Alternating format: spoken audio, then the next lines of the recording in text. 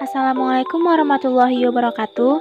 Halo semua, perkenalkan saya Windy Dwi Wiranti dengan NIM 201FI03041 dari kelas A tingkat 2 Sarjana Terapan Keperawatan Anestesiologi Universitas Bakti Kencana. Di video kali ini, saya akan menjelaskan sedikit tentang kebutuhan zat gizi pada lansia. Sebelumnya, kita ketahui dulu apa itu lansia. Lansia atau lanjut usia merupakan seseorang yang telah mencapai usia lebih lanjut sebagai tahap akhir perkembangan pada daur kehidupan manusia. Sedangkan menurut Kementerian Kesehatan Republik Indonesia, lanjut usia dimulai dari 46 tahun dengan 3 penggolongan. Yang pertama, lansia awal 46 sampai 55 tahun, lansia akhir 56 sampai 65 tahun, dan manula lebih dari 65 tahun. Selanjutnya, faktor yang mempengaruhi kebutuhan gizi pada lansia. Yang pertama ada organ penginderaan. Dengan semakin bertambahnya umur, semua indera seperti mata, hidung, telinga, peraba, dan pengecap mengalami penurunan fungsi. Misalnya, penurunan fungsi penciuman membuat nafsu makan menurun. Penurunan fungsi pengecapan menyebabkan lidah lansia tidak sensitif terhadap rasa asin dan manis. Yang kedua adalah organ pencernaan. Karena perubahan yang ditandai dengan melemahnya sistem enzim, hormon, dan otot pencernaan, lansia membutuhkan makanan dengan tekstur yang lebih lembut dan cita rasa yang tidak terlalu tajam. Yang ketiga ada tulang dan gigi.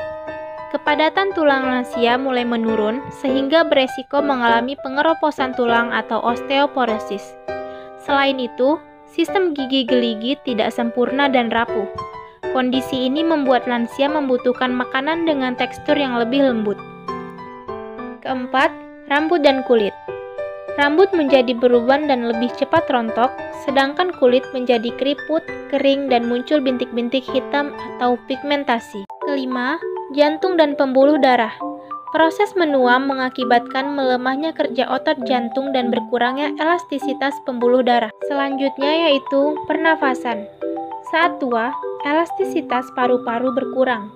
Paru-paru menjadi kaku dan kemampuan untuk menyesuaikan dengan latihan fisik berkurang. Selanjutnya yaitu status zat gizi pada lansia. Yang pertama, kegemukan. Menurunnya aktivitas fisik dan kebutuhan energi seringkali tidak disadari lansia sehingga pola makannya tidak berubah yang menjadi faktor utama kegemukan pada lansia. Yang kedua, terlalu kurus. Sebagian lansia sangat ketat mengatur pola makannya sehingga asupan energi, protein, vitamin, dan mineral tidak memenuhi kebutuhan untuk hidup sehat. Yang ketiga, anemia gizi. Pada umumnya disebabkan oleh rendahnya asupan zat besi dan beberapa vitamin, terutama vitamin B12, vitamin C, dan asam folat. Keempat, ada sembelit. Lansia sering sembelit atau sulit BAB karena berkurangnya aktivitas fisik, kurang asupan serat, kurang minum, stres, dan sering mengonsumsi obat-obatan tertentu. Kelima, ada penyakit degeneratif.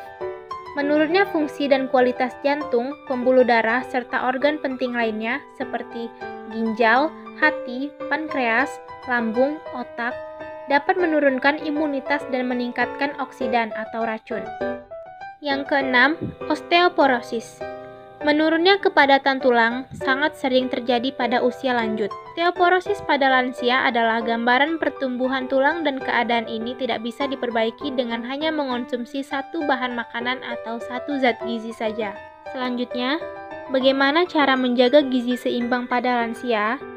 Yang pertama, batasi makanan berlemak dan manis serta tepung-tepungan. Telah terbukti meningkatkan resiko terjadinya berbagai penyakit gangguan metabolik seperti hiperkolesterol, hipertensi, diabetes, asam urat, dan gangguan ginjal. Kedua, batasi makanan yang meningkatkan kadar asam urat. Berbagai makanan sumber purin tinggi perlu dibatasi. Contohnya seperti jeroan, ikan dan makanan hasil laut, kacang-kacangan, serta jamur. Ketiga, perbanyak makan buah dan sayur segar. Buah dan sayuran merupakan sumber vitamin, mineral, dan serat alami.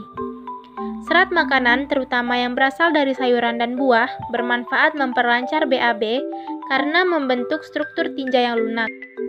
Yang keempat, minum air putih yang cukup dan aman. Lansia banyak mengalami kehilangan air melalui keringat dan urin. Tetapi dengan meningkatnya usia, sensitivitas bibir dan lidah dalam merasakan haus semakin menurun.